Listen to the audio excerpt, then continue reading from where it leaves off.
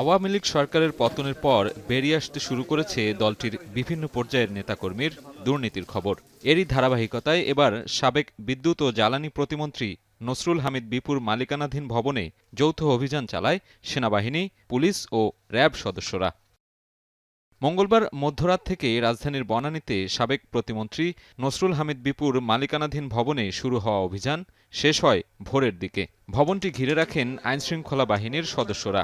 তবে প্রবেশ ও তল্লাশি চালাতে গিয়ে অফিস কর্মকর্তাদের সহযোগিতা চেয়েও পাননি তারা। পরে ফায়ার সার্ভিসের সহযোগিতায় গোপন ভল্ট খুলে তল্লাশি চালানো হয়। অভিযানে ৫টি ভল্ট থেকে ১,৫১,০০০ টাকা, ৫১০ তুর্কি লিরা, ২০০ ব্রিটিশ পাউন্ড জব্দ করা হয়। এছাড়া একটি পিস্তল, ২টি ম্যাগাজিন ও ৫০ রাউন্ড গুলিও উদ্ধার করে পুলিশ।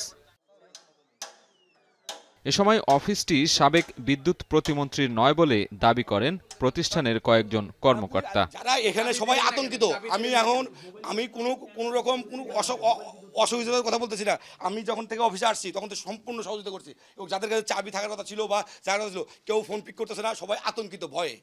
পুলিশ বলছে, অভিযানের শুরু থেকে বারবার তাদের সহযোগিতা চাইলেও কোনো প্রকার সহায়তা করেনি কর্তৃপক্ষ।